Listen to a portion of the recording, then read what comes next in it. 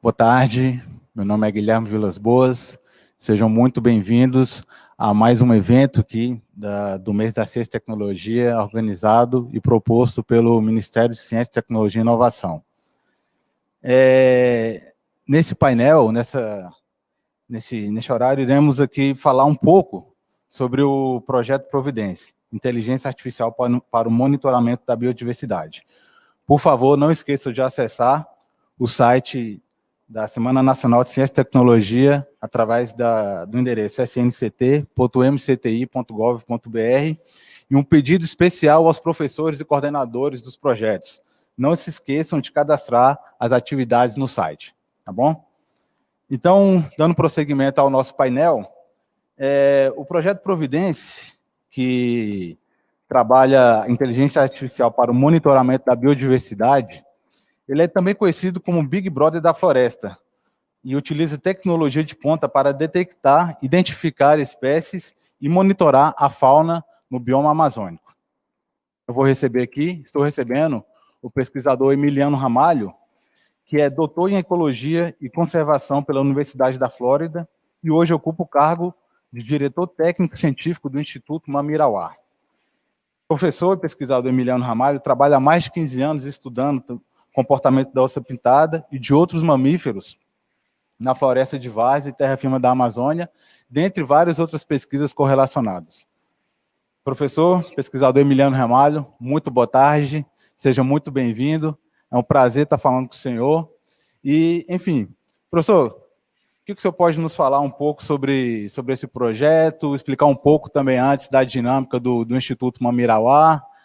Enfim, somos todos ouvidos. Seja muito bem-vindo, obrigado pela sua participação aqui. Obrigado, Guilherme. É um prazer estar aqui na Semana Nacional de Ciência e Tecnologia, falando um pouco sobre o trabalho do Instituto Mamirauá. É sempre um prazer poder contribuir com a divulgação da ciência no Brasil, né? Ciência que é tão importante para o desenvolvimento do país.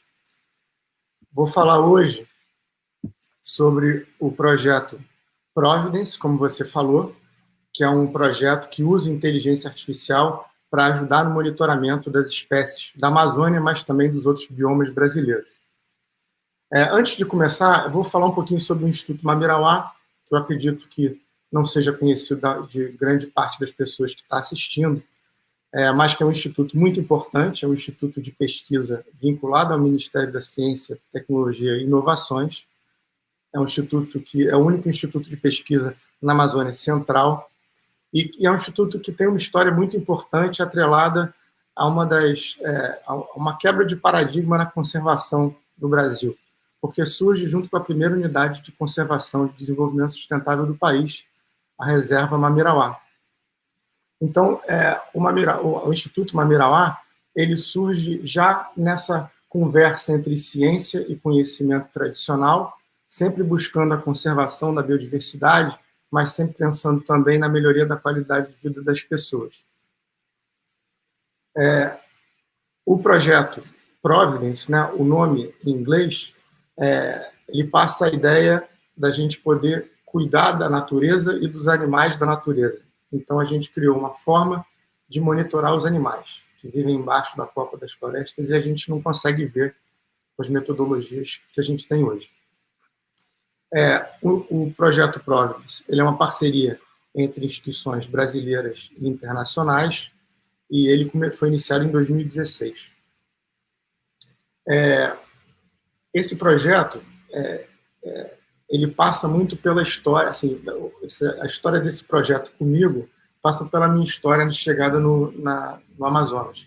E a minha chegada no Amazonas, ela vem há muito tempo atrás, quando eu tinha 17 anos, e a minha mãe, que é pesquisadora, inclusive está assistindo agora, me levou para a Amazônia para conhecer a Amazônia num dos projetos de pesquisa dela.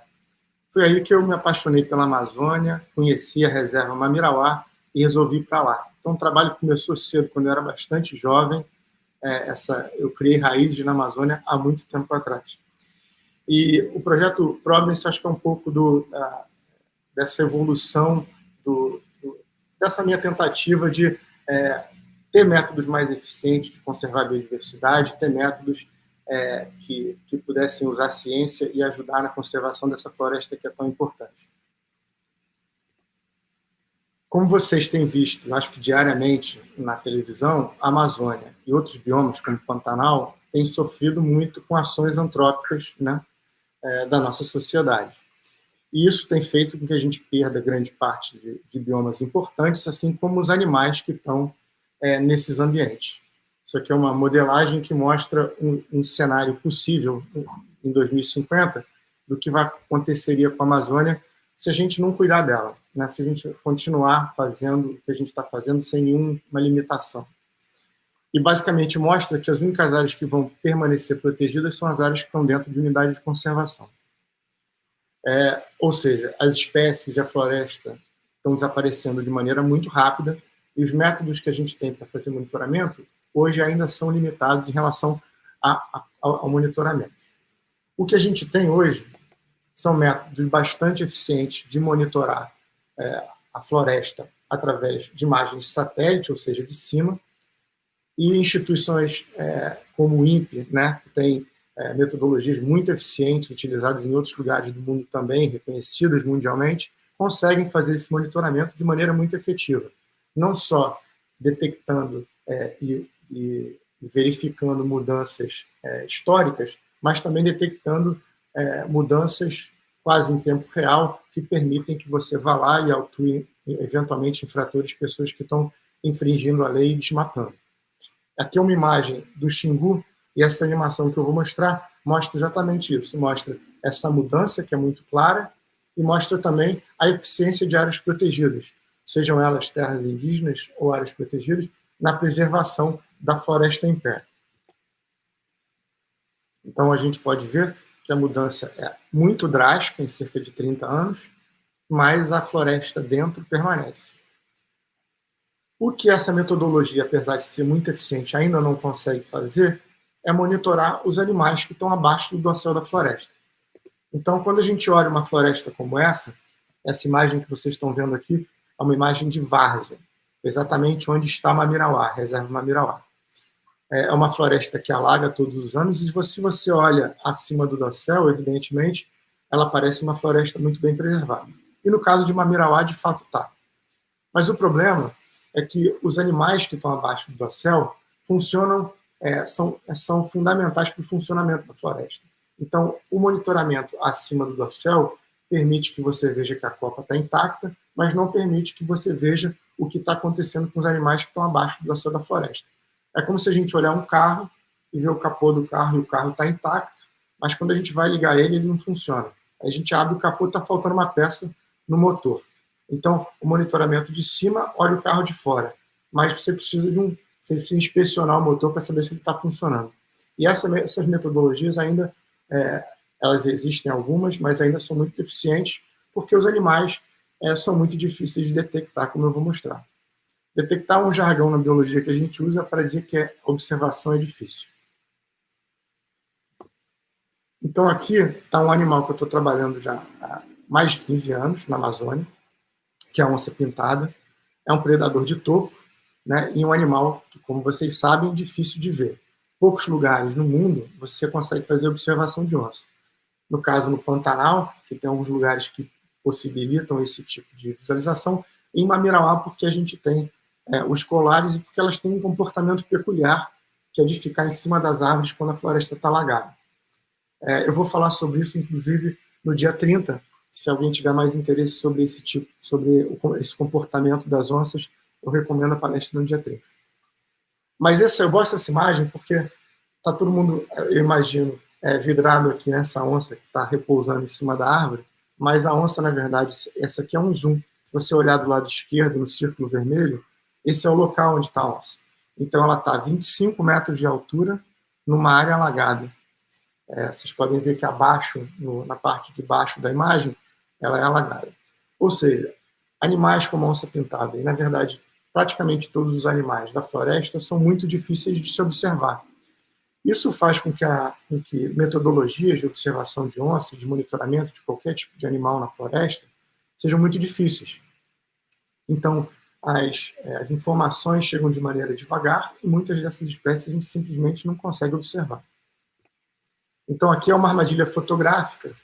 Essa caixinha no meio aí é uma câmera ela bate a foto quando tem uma mudança de calor na frente dela, ou seja, quando passa um bicho com corpo quente, ela dispara uma foto. Então, isso aqui, também para mostrar para vocês, é uma onça no caso, mas ela faz registro de muito mais espécies, mas já permite coisas muito interessantes. A gente está vendo aqui o comportamento da onça, se esfregando para marcar o território, brincando com a câmera. A gente vê que é um macho. Eventualmente a gente vê fêmeas com filhotes, então a gente sabe sobre o período reprodutivo, horário de atividade. Então a gente já tem várias informações interessantes. Essa metodologia, por exemplo, é muito eficiente para monitorar a população de onça.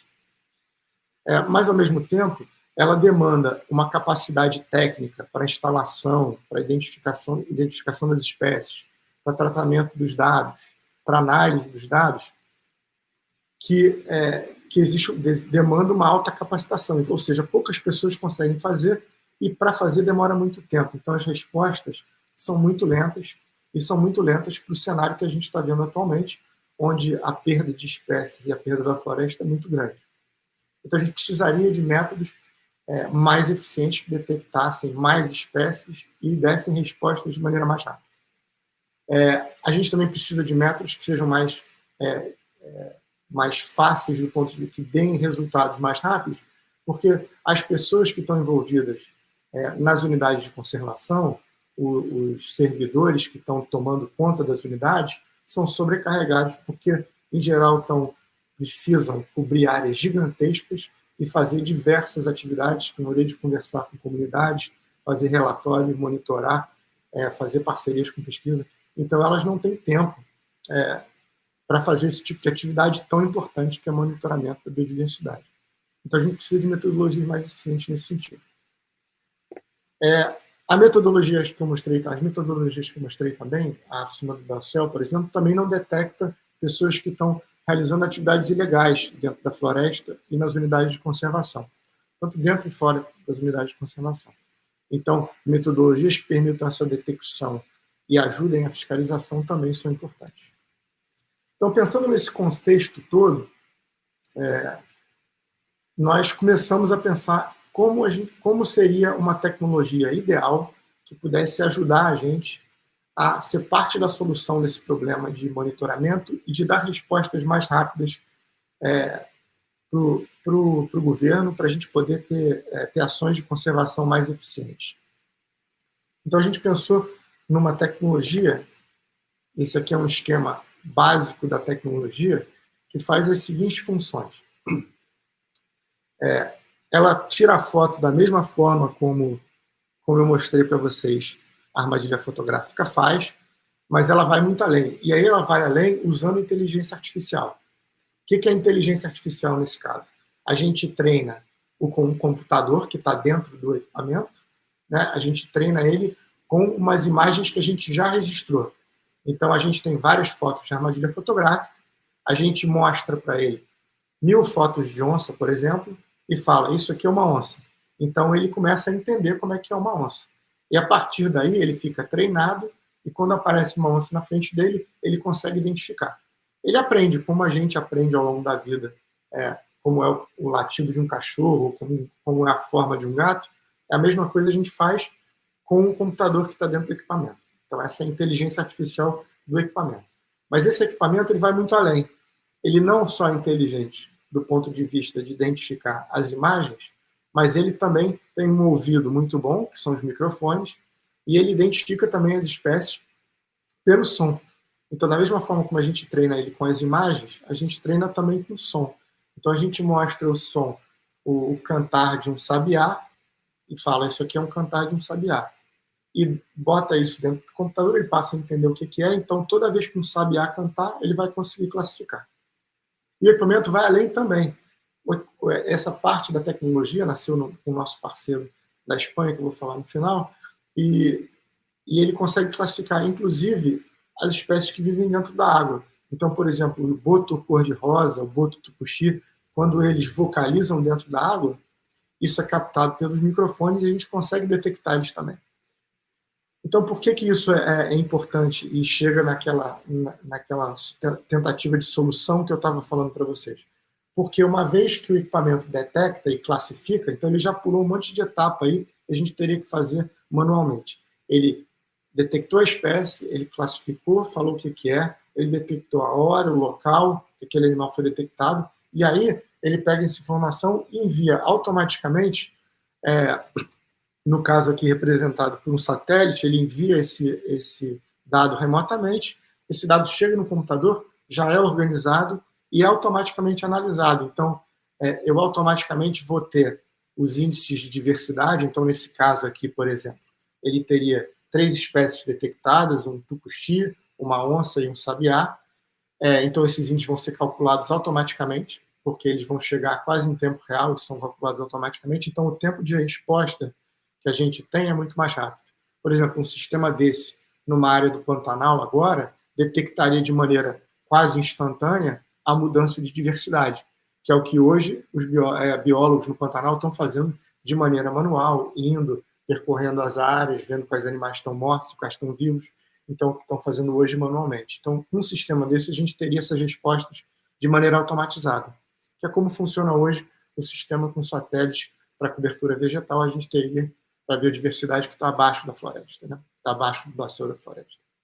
E é um sistema também completamente adaptado para ficar em ambientes inóspitos e por longos períodos de tempo. Então, a energia que ele recebe por energia solar, né, placas solares, é armazenada, então ele funciona sem a gente ter que ir lá constantemente para tocar baterias e tudo mais. Então, esse era o conceito do projeto Providence que a gente queria criar. Só para mostrar para vocês o que a gente já tem conseguido agora inicialmente, isso a gente já está em mais de 40 espécies que a gente consegue classificar automaticamente. Então, eu vou mostrar para vocês agora o que seria no caso do som, tá? Como funcionaria dentro do equipamento. Então, só vou dar uma pausa aqui. A gente tem em cima, essa parte de cima, esse gráfico que a gente chama de espectrograma, na verdade, uma visualização do som. Aí vocês veem que tem uma caixinha preta e uma caixinha amarela, que são essas duas espécies, o jaó e a juriti. Então, quando uma cantar, ela está classificando aqui que é essa espécie. Então, vocês veem que visualmente no gráfico, você já consegue identificar aquela espécie. Talvez uma esteja com som baixo, mas a outra vocês vão conseguir escutar. E a gente consegue classificar não só as aves, mas vocês vão ver outros grupos também. Os macacos, os botos. Isso eu vou mostrar para vocês agora.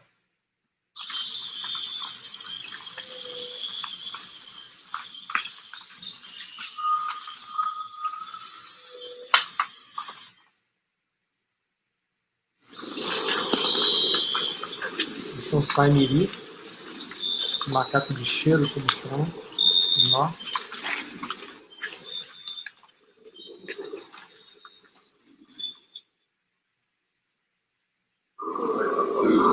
Esse é o que a gente chama de guariba, ou aqui no sul, bugio, né, conhecido.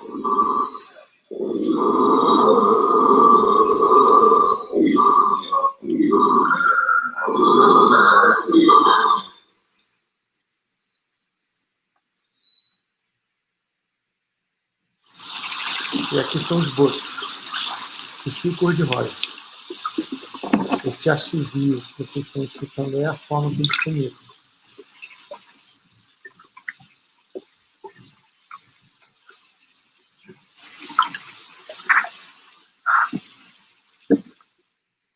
Então, vocês veem que uma grande diversidade de espécies, isso é uma coisa interessante, um salto em relação à armadilha fotográfica, porque você passa a ter um número muito maior de espécies que você consegue identificar e numa área muito maior do que só na frente da armadilha fotográfica. E aqui é como funciona a parte de classificação de imagem. Isso aqui é como funciona o cérebro do equipamento, tá? Então, ele vai olhar a imagem e vai dizer o que é. Então, aqui no caso é um mutum, é uma ave, espécie super caçada na Amazônia, que é o maracajá. Vocês estão vendo do lado, ele dá a classificação e a confiança que ele está naquela classificação, que é uma onça. Então, toda vez que aqui é um macaco prego, então os macacos andam sim no chão, ficam em pezinhos, como vocês podem ver aí, não é só a gente. Então, isso é como funciona o equipamento lá dentro. Toda vez que tem um registro, ele vai classificar e vai mandar essa informação para a gente, para o servidor que fica na nuvem.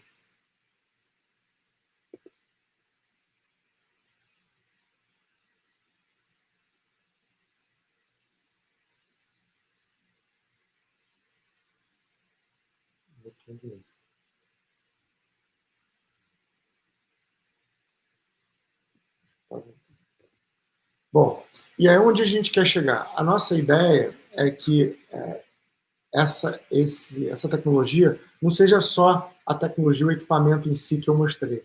Né? A ideia é que a gente crie uma plataforma para a gente aproximar a sociedade de maneira geral dessa problemática de conservação da Amazônia e da ciência.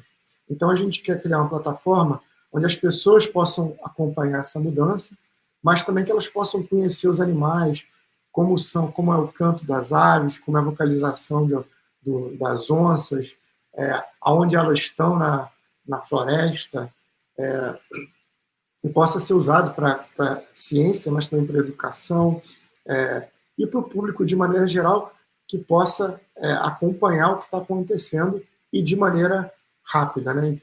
Quase em tempo real. Então, quando estiver acontecendo, o público, de maneira geral, vai poder acompanhar isso. Aqui é só um exemplo. A gente teria, por exemplo, tem um pontinho azul aqui, um pontinho vermelho. Esses seriam os equipamentos, né, os módulos. Aí nossa ideia é ter milhares de módulos espalhados na Amazônia. Então, quando você clicar em cima de um desses módulos, você vai ver todos os animais que foram detectados naquele local. E se você clicar em cima do módulo, você vai entrar naquele módulo e aí vai poder ver e escutar o que aquele módulo está registrando. Então, nesse caso aqui, seriam as onças brincando lá com as câmeras. Você vai ver os últimos registros que aconteceram naquele local, mas você vai poder ir além também. Você vai poder selecionar uma espécie que é do teu interesse, selecionar uma área específica, um período no tempo que você quer saber em quais locais ela foi registrada, se ela foi registrada, se tem tido uma mudança ao longo do tempo por conta da criação de uma unidade ou por causa de queimadas. Você vai poder ver isso e fazer essa análise, se você tiver interesse. É lógico que espécies ameaçadas e áreas delicadas, como terras indígenas, a gente não precisa mostrar necessariamente todas as informações e não precisa dar precisão. Por exemplo, eu não vou dar precisão para todos os registros de onça pintada. Você vai saber que a onça pintada está presente na região, na Amazônia, mas você não vai ter o ponto, porque, evidentemente, a gente tem que ter cuidado para que não haja a caça da espécie, por exemplo, que é uma espécie de interesse dos caçadores. Então, esses cuidados vai haver esse cuidado, então isso não é uma coisa para se preocupar, mas você vai poder também saber se a população de onça ou de qualquer outra espécie está mudando ao longo do tempo. Então, aqui é só um exemplo. Então, você teria aquele registro lá, que a onça está brincando lá na câmera, e você teria todos os pontos. Aqui são pontos hipotéticos, tá? Esses pontos não existem ainda, mas você teria todos esses pontos, seriam módulos de Providence, e os pontos azuis, por exemplo, seriam todos os lugares onde foram registradas as onças pintadas ao longo de um período que você determina. Então, isso permitiria monitorar qualquer espécie e quase em tempo real. O nosso equipamento, eu estou falando de floresta, de fato, ele nasce na floresta, a motivação inicial é a floresta, mas é um equipamento que a gente criou para ser usado em qualquer bioma. Pantanal, Mata Atlântica, Cerrado, Caatinga, ou mesmo em outro país. Eu vou mostrar alguns exemplos. Mas a parte de bioacústica, né, que é a identificação das espécies pelo som, nasceu no mar. Então, esse nosso equipamento já vem preparado para identificar espécies também dentro da água, seja por imagem ou seja por som. E a ideia, isso aqui é um mapa de calor que mostra, digamos, você imagina que cada quadradinho desse poderia ser um módulo, a gradação aí seria vermelho, onde tem menos diversidade, azul, onde tem uma maior diversidade. Então, se essa diversidade mudar, você conseguiria ver isso na plataforma de qualquer lugar do planeta onde você estiver. Esse aqui eu compartilho com vocês, é o primeiro registro desse projeto, ele aconteceu já tem algum tempo, mas é um registro bem legal de mostrar, porque é só o exemplo de um equipamento, né? Mas já tem registro de mais de uma espécie, mostra comportamento de uma mãe com filhote, período reprodutivo, comportamento de uma espécie de macaco. Então, já é um registro bastante interessante. Isso aqui, no caso, é um macaco prego, na reserva Mamirauá, andando numa trilha que é usada por pessoas e levando o seu filhotinho aí nas costas para se alimentar. Vocês vão ver que ela vai procurar no galho de umas árvores ali, nas raízes, insetos para comer lá por cima.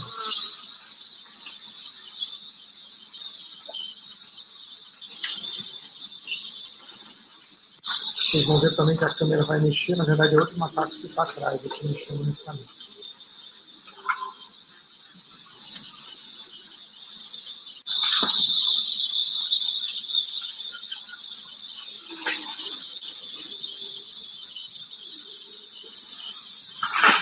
Então, são equipamentos que já vem a quantidade de informação que consegue identificar, que é bastante interessante. Bom, e aí aqui são alguns dos outros aplicações que a gente já tem feito em outros lugares, né?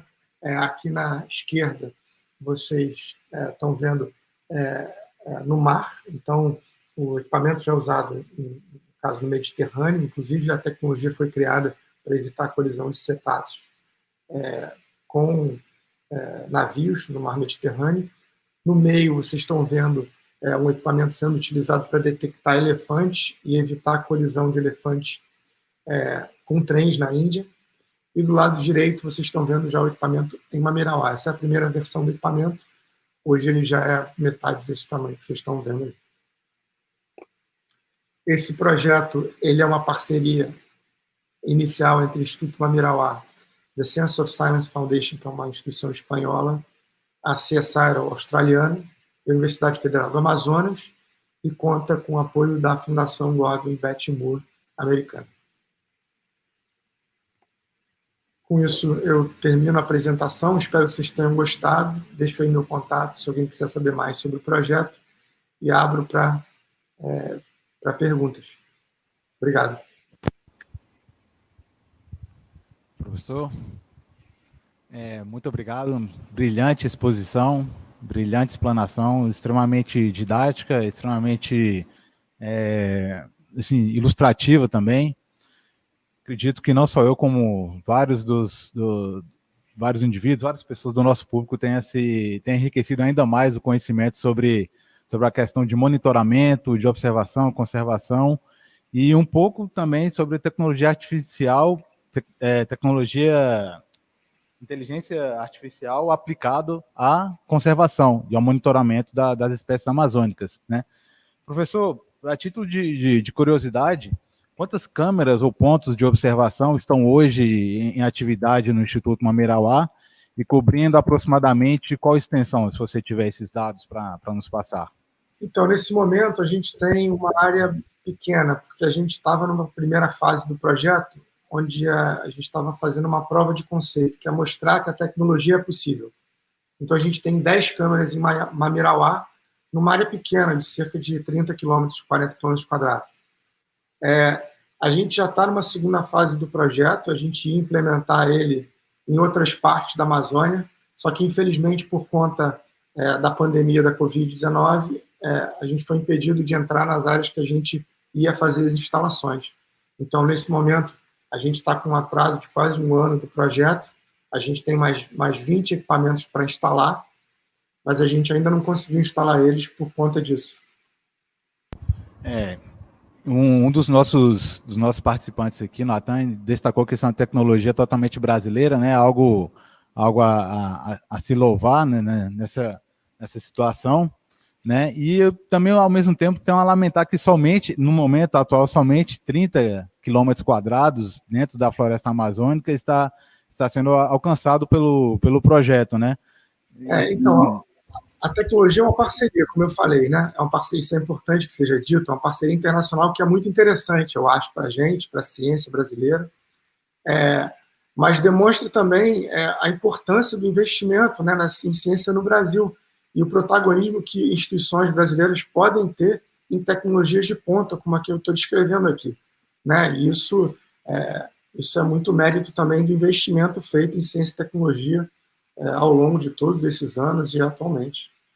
E é importante que seja dito que é importante que seja continuado esse investimento na ciência, porque olha o que a gente pode alcançar, né? Acho que o trabalho todo do Instituto Mamirauá e dos outros institutos de pesquisa do Brasil já demonstram o que pode ser alcançado com investimento em ciência, um investimento que ainda é pequeno, e você imagina o que a gente pode alcançar se houver mais bolsas para estudantes, se houver mais investimento na ciência.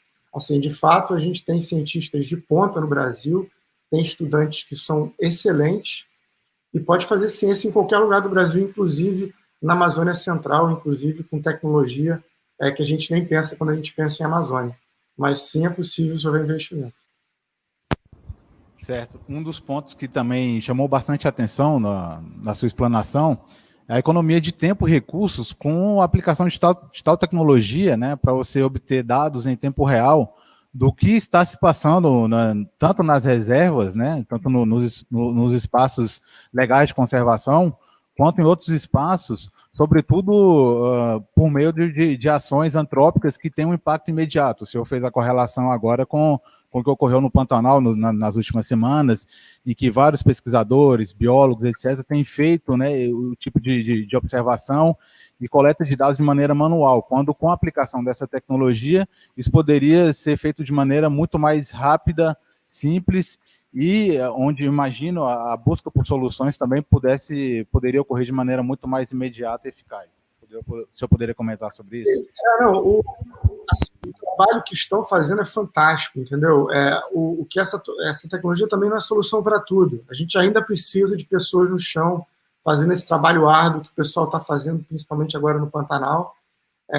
Mas é uma tecnologia que venha para ajudar, né? E de fato, eu tenho certeza que ela pode ajudar muito em termos de dados melhores e respostas mais rápidas que nos ajudem em cenários como esse a avaliar os impactos e avaliar também depois medidas de restauração daqueles lugares e tal, e acompanhar a efetividade dessas ações também. Então, esse tipo de tecnologia também pode auxiliar muito nesse sentido. Correto. Professor, a Gabriele Six está perguntando aqui para nós como que seria feita a inclusão, o acesso da sociedade a esse monitoramento que está sendo feito no Instituto Mamirauá. Então, como que esses dados seriam disponibilizados, imagina? Gabriele, eu conheço a Gabriele, tudo bem? Então, a gente ainda está numa fase de construção. Até o momento, a gente tem se dedicado muito mais à criação do equipamento e fazer ele funcionar e conseguir o recurso para dar continuidade. Nessa segunda etapa, ao longo desse próximo ano e meio, a gente vai estar trabalhando exatamente nessa plataforma. Isso é um desafio bastante grande para a gente, né? Assim, é uma novidade nesse sentido, porque nós cientistas, às vezes, nós nos prendemos muito à parte da ciência, mas essa parte da divulgação, de criar uma linguagem que seja acessível para um público mais amplo, ainda é uma coisa que a gente está engatinhando.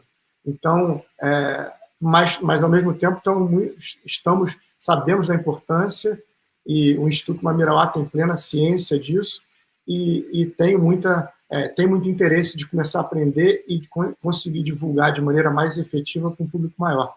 Então, a ideia no futuro é que a gente tenha um link no Instituto Mamirauá, mas também uma plataforma dentro da página do Instituto, onde você possa acessar e você possa fazer esse caminho que eu fiz agora, que você vai poder clicar nos lugares e ver quais animais estão naquele lugar, ou selecionar uma espécie e ver como é que é a vocalização dela, ou ver as imagens que tem registradas. Você vai poder acompanhar tudo isso. Mas eu calculo que a gente só tenha isso disponível de maneira mais efetiva e com linguagem mais acessível ao longo do próximo ano e meio. Correto, professor, muito obrigado. Muito bom saber que o Instituto Mamirauá tem isso no horizonte, porque todos nós sabemos que a divulgação científica e a educação científica possuem um papel essencial, né, na formação da sociedade, dos estudantes, E podemos ver aqui que o projeto Providence ele tem um apelo muito grande ao se trazer, ao se apresentar o que está por baixo dessa cobertura vegetal, conforme o senhor falou, né? Acredito que muitos têm noção do que ocorre e sempre têm acesso a um tipo de informação relativo ao bioma amazônico, mas sempre buscando mais informações, sobretudo das espécies, né, da fauna amazônica.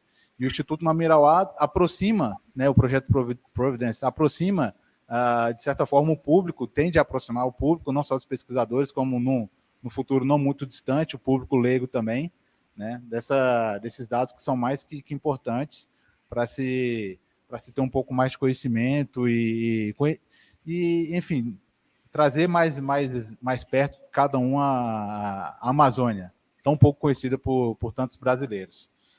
Professor, muito obrigado pela sua participação, tá? Obrigado. Excelente explanação. Faço votos de sucesso aí para o projeto Providence, para o Instituto Mamirauá. Agradeço mais uma vez a brilhante exposição e, enfim, estamos dispostos e abertos aqui para os suas últimas palavras e considerações. Bom, muito obrigado, Guilherme. De novo, queria dizer que é um prazer estar participando da Semana Nacional de Ciência e Tecnologia. Sei que a gente ainda não comunica muito bem com o público jovem, com o público mais leigo, mas a gente está sempre nessa tentativa. É super importante que os jovens se envolvam com ciência e tecnologia. Espero ter incentivado alguns.